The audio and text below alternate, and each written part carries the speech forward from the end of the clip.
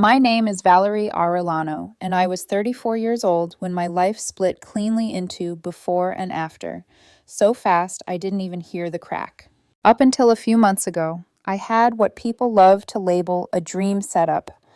I was the director of strategy at a private equity firm people whispered about at networking dinners. The kind of place where the titles were inflated, the bonuses were obscene, and everyone pretended the pressure didn't eat them alive at night. I had the corner office, the salary that made waiters blink, the calendar packed 6 weeks out. I wasn't billionaire rich, but I didn't check prices. I ordered what I wanted. I tipped heavy. I booked flights without comparing tabs. Money, for the first time in my life, felt quiet. And I shared that life with my boyfriend, Daniel. Daniel was 30, handsome in a soft, polished way, like someone who'd always landed on his feet. He worked in marketing, floated between roles, never stayed anywhere longer than a year. I told myself that meant he was still finding his path. I didn't judge him. I didn't need to. I was doing well enough for both of us. Daniel liked to say he didn't care about money. He said it casually, almost proudly, like it was a defining moral trait. Sometimes he said it so often it felt rehearsed. "I'd live with you in a shoebox," he told me once when we were on vacation in Cabo. I joked about retiring early, disappearing somewhere quiet, living small on purpose. I laughed. I thought it was romantic. I thought it meant something. I didn't realize how easy it is to say that when the shoebox is hypothetical. 4 months ago, my firm collapsed. Not a slow decline, not a painful restructuring, a full-scale implosion. Partners exposed. Investigations launched. Words like fraud, lawsuit, misconduct splashed across headlines. One week I was on emails debating which resort we'd use for the holiday offsite. The next, I was sitting in a sterile conference room with HR and a stack of NDAs, being told the company was finished. No severance, no safety net. Most of my savings were tied up in firm equity, gone overnight. I remember walking home that evening, city lights blurring like someone had dragged a wet brush through my life. I didn't cry. I didn't scream. I went straight into survival math, how long my accounts would last, what I could cut, what I could sell. That night, I sat Daniel down at the kitchen island, the same spot where we'd eaten hundreds of dinners, the same place he used to perch on the stool and tease me about my work voice. I told him everything, calmly, honestly. I didn't dramatize it. I didn't sugarcoat it either. I said the firm was gone. The money was mostly gone. That I'd rebuild, but it would take time, and things would be tight for a while. He stared at me like I'd just changed the language mid-sentence. "So, you're actually broke?" he asked. "Not on the street," I said. "But yeah, things are tight." He nodded slowly. No hug. No, we'll figure it out. Just silence stretching between us like something fragile about to snap. I tried to lighten it. Said something stupid like, "Guess this is where we test that shoebox theory." He smiled. Barely. "I need time to think," he said. That night, we barely spoke. He scrolled on his phone more than usual, went to bed early, said he was tired. I lay awake listening to his breathing, already feeling the distance start to calcify. The next morning, I woke up to suitcases by the door. 2 rolling bags, 1 duffel. Daniel stood in the kitchen holding a to-go coffee, keys already in his hand, jacket on like he'd rehearsed this exit in the mirror. "What's going on?" I asked, still half asleep, my brain refusing to process the scene. "I can't do this right now," he said. "This is a lot. It's not what I signed up for. I need space." That was it. No timeline. No we'll talk. No promise of coming back. I didn't yell. I didn't beg. I just stood there, barefoot on cold tile, watching him walk out like I was a delivery he didn't remember ordering. When the door closed, the apartment felt wronged. Too quiet. Like the air itself had drained out. No music from his phone, no clutter on the bathroom counter, no stupid scented diffuser humming in the corner, because he insisted it made the place feel calmer. I wasn't angry yet. I was embarrassed. The kind of shame that sits deep in your stomach and makes you replay everything you ever defended. I sat on the couch with the lights off for hours, staring at a blank TV screen, my mind glitching as it tried to catch up. Memories started replaying, only now they came with subtitles I hadn't noticed before. The night we talked about the future, and I joked that if everything crashed, I'd start a food truck just to stay afloat. He laughed and said, "As long as it's not tacos, everyone does tacos." I'd laughed too. Now I wondered if he'd already been calculating his exit. There was the night he cooked dinner by candlelight, kissed me, handed me a beer, and said, "This is what we'll always have." I believed him completely. That night came right after I got a massive bonus. I started seeing patterns everywhere: comments about furniture, casual questions about investments, the way he relaxed when money was easy and tensed when it wasn't.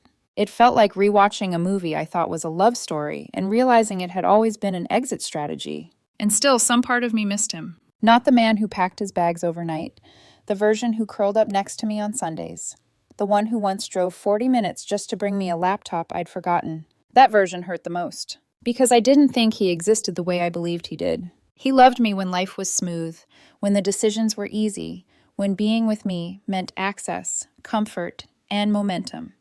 But the moment things got uncomfortable, when it was time to sit in uncertainty, he left. No fight, no drama, just quiet abandonment.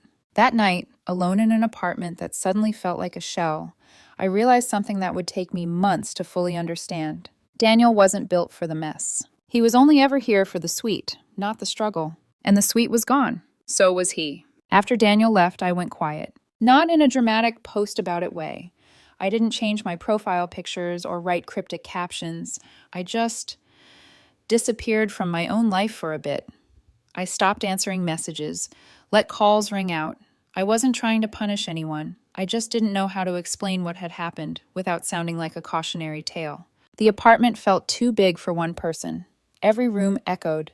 Even the refrigerator sounded louder than it should have, humming like it was annoyed to still be working when everything else had stopped. I didn't cry much those first few days. Mostly I sat, on the couch, on the floor, on the edge of the bed. I stared at walls and tried to remember how a life that had been so structured could dissolve in 48 hours. It took me 3 days to call my parents, not because I was afraid of their reaction, because once I said it out loud, it would become real. Saying it to myself was one thing. Saying it to the two people who had watched me build this life from scratch felt like admitting failure. I sat on the couch with my phone in my hand for almost 10 minutes before I hit dial. My mom answered on the second ring. "Hey, sweetheart," she said, bright and warm like always. "Everything okay?" I didn't ease into it. I didn't soften the edges. "The firm's gone," I said, and Daniel left. There was a pause on the line, not the awkward kind, the kind where someone is carefully setting down whatever they were holding. "Oh, Val," she said quietly, her voice cracked just a little. "I'm so sorry." She wasn't dramatic. She didn't ask 100 questions. She just sat in it with me. I could hear my dad in the background, the TV clicking off, his footsteps coming closer. "I'm sorry about the job," he said when she put him on speaker. "But I won't lie, I've been waiting for the day you saw through that boy." They weren't smug, just honest. My mom asked if I wanted to come home for a while, if they should fly out, if I needed help. I said no to the big things. But when she gently suggested covering groceries and gas until I got steady again, I didn't argue.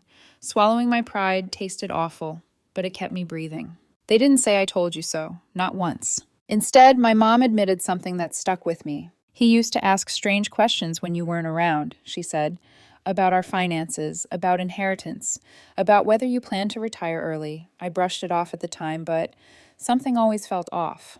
That stung more than I expected. Not because she was right, but because part of me knew she was. The next few weeks were survival mode. I made lists, hard ones, things I could sell, expenses I could cut. I sold watches I'd worn twice, shoes that still had tags. I downgraded my car from something sleek and unnecessary to a used sedan I paid for outright. It was humbling. It was also weirdly freeing. I stopped pretending. When people asked how I was doing, I told them the truth, that I'd lost my job, that my boyfriend left, that I was rebuilding. No spin, no fake optimism. People respected that. The first consulting gigs came slowly. Former clients, old colleagues, people who remembered what I was capable of before the title did the talking. The work wasn't glamorous. Budget models, risk analysis, strategy decks built at my dining table in sweatpants with reheated coffee. But it was work. It reminded me that I still knew things, that my value hadn't vanished with my firm's logo. My parents became my anchors. My mom called almost daily, not to fix anything, just to check in. My dad told me stories I'd never heard before, about the year his business nearly failed, about the nights he lay awake wondering how he'd keep the lights on. I'd grown up thinking he'd always been steady. It helped to know he hadn't. Daniel never reached out. No apology, no explanation, no thinking of you text. At first, that hurt. Then it simplified things. I didn't have to wonder where I stood. By the end of the second month, something shifted. I started sleeping again. Not great, but enough. I made a schedule, gave my days shape. I wasn't fixing a wreck anymore. I was clearing ground. I realized I wasn't starting from zero. I still had my skills, my reputation, my parents, and slowly returning, my sense of self. And one quiet morning, sitting at my kitchen table with my laptop open and sunlight creeping across the floor, I caught myself thinking something unexpected. I wasn't just surviving, I was rebuilding on my own terms. By the third month, the panic had faded into something quieter. Not confidence, not yet, but momentum. My apartment stopped feeling like a place I was hiding and started feeling like a workspace. The dining table became my desk. The couch turned into a thinking chair. I bought a cheap whiteboard and leaned it against the wall, filling it with timelines, names, half-formed ideas. Nothing flashy, just movement. The consulting calls picked up. Word traveled in that subtle, almost invisible way it always does. One person mentions you to another. Your name slides across a table you're not sitting at. Smaller firms reached out. Startups that couldn't afford my old firm's rates, but needed someone who actually knew what they were doing. I charged reasonably. Not desperate low, not arrogant high, enough to breathe. And breathing mattered. One afternoon, while reorganizing old files, I realized something strange. I didn't miss my firm. I missed the certainty, the predictability, the illusion of control. But the office politics, the fake smiles, the meetings where people talked over each other just to hear their own voices, none of that. For the first time in years, I was choosing who I worked with. If someone felt off, dismissive, arrogant, slimy, I declined the project. No guilt, no obligation, just no. That alone felt revolutionary. I decided to formalize things. I registered an LLC, gave it a simple name, Arellano Strategy Group. Nothing flashy, just my name and the work I actually did. I paid a college kid on Fiverr to design a clean website that didn't scream scam. Ordered business cards I knew I might never hand out. But holding them made it real. My mom was obsessed. She asked questions about margins and retainers like she'd been studying up just to keep up with me. My dad offered to build me a desk when he visited. I said no, but the offer sat warm in my chest for days. Then something unexpected happened. A guy I barely remembered, a friend of a friend from a networking mixer years ago, messaged me on LinkedIn. He ran a small business podcast focused on career pivots and personal reinvention. He asked if I'd be willing to come on and talk about losing everything and starting over. I almost ignored it. It smelled like, do it for exposure. Like someone building their platform on other people's bruises. But something about the timing made me pause. I wasn't back on top. I wasn't even close. But I wasn't broken anymore either. So I said yes. The interview was casual. No script. No polish. He asked about my old job, the collapse, how it felt to wake up one morning and realize everything I'd built was gone. I told the truth, that I spent weeks sitting in silence, wondering what I'd done wrong, that losing the job hurt, but losing the person I thought loved me hurt more. Then he asked the question that stayed with me. When did it stop feeling like survival and start feeling like rebuilding? I didn't have a rehearsed answer. I just said what came to mind. The day I stopped asking why me and started asking what now. The episode went live a week later. I expected maybe a few listens, some polite messages, nothing more. Instead, my inbox lit up. A boutique finance firm asking for help with a budget overhaul. A startup's VP asking if I'd consider a fractional strategist role. Another founder saying my honesty was the reason he reached out. By the end of the week, I had 6 real inquiries. 3 turned into paying work. One guy wrote, "The part where you said your boyfriend left the next morning, that hit. My girlfriend bounced when my business collapsed last year. Thought I was the only one." That's when it clicked. This wasn't just hustle anymore. My story, unpolished, uncomfortable, real, was becoming my credibility. And for the first time since Daniel walked out, I felt something settle into place. Not revenge, not validation. Ownership of my work, of my life, of the woman I was becoming without anyone cushioning the fall. And right as I was finalizing a contract that would triple my monthly income, there was a knock at my door. Soft, hesitant. A sound I hadn't heard in almost 5 months. The knock wasn't urgent. Not the sharp, impatient kind. Not the heavy thud of a delivery. It was soft, almost careful, like whoever was on the other side wasn't sure they deserved to be heard. I stared at the door for a long second before moving. I wasn't expecting anyone. My building had security. Packages went through the front desk. Friends texted before they showed up. The timing felt off, like the universe clearing its throat. When I opened the door, my body reacted before my mind did. It was Daniel. He looked different. Not worse. Not better. Just stripped down. Less polished. Less performative. His hair was pulled back instead of styled. No expensive jacket. Just a hoodie, jeans, and an umbrella dripping rain onto the mat. He was holding a small paper bag in both hands like it contained something fragile. "Hey," he said. I didn't invite him in. I didn't step aside. I just stood there, with one arm braced against the doorframe, the apartment light spilling into the hallway behind him. "I brought those cookies you like," he added quickly, lifting the bag. "The chocolate sea salt ones." I didn't take them. "You disappeared for 5 months," I said. My voice surprised me. Steady, flat. "And you show up with baked goods?" He flinched, just slightly. "I've been thinking about everything," he said. "What happened? What I did. I know I ran. I know I hurt you." I watched his face as he spoke, the way his eyes searched mine, the careful pacing of his words, like he'd rehearsed this version in the mirror. "So why now?" I asked. He hesitated. "I saw the interview," he said. "The podcast. Your website. You're doing amazing, Val. I'm proud of you." There it was. Not I missed you, not I was wrong. Results. "You didn't check in when I was selling my car," I said quietly, "or when I was asking my parents for grocery help. But you're here now." His eyes filled. Real tears, maybe, or the kind that come when someone realizes the script isn't working. "I was scared," he said. "I panicked. I didn't know how to handle any of it." "You didn't try," I said. "That's the difference." He looked down at his hands. "I was selfish." "We don't have a we," I said gently. Silence stretched between us. "I want a second chance," he said finally. "To do it right." "No." The word landed clean. No anger. No shake. He blinked like he hadn't expected that. "You saw me fall," I continued, "and you left. That wasn't a mistake. That was a choice." I stepped back and closed the door. The cookies sat in the hallway for over an hour. I didn't bring them in. That night, I slept through until morning. Not sad, not angry. Just steady. A couple of weeks after Daniel showed up at my door, my mom called with that tone she uses when she's already decided something. "We're doing a dinner for you," she said. "Nothing big, just family and the people who actually showed up when things got rough." I tried to dodge it, told her I was busy, that I didn't need a celebration. "You didn't just survive," she said. "You rebuilt. Let us acknowledge that." She wasn't wrong. The dinner was at a small restaurant we'd been going to since I was a kid. Warm lighting. No velvet ropes. No pretense. About 20 people showed up. My parents, a few cousins, my Uncle Reggie, who still dressed like he had meetings even though he'd been retired for years, a couple of college friends I'd reconnected with, and a few clients who'd quietly become friends during the worst months. It felt safe. My dad was already on his second plate before appetizers were cleared. My mom gave a short speech, nothing dramatic, just said she was proud, that I didn't just get back to where I was, but grew past it. That part hit harder than I expected. Dessert had just arrived when the front door opened. I knew who it was before I looked. Daniel stood there like he belonged, hair done, black jacket, holding a small gift bag like it was an invitation. The room went still. Forks paused.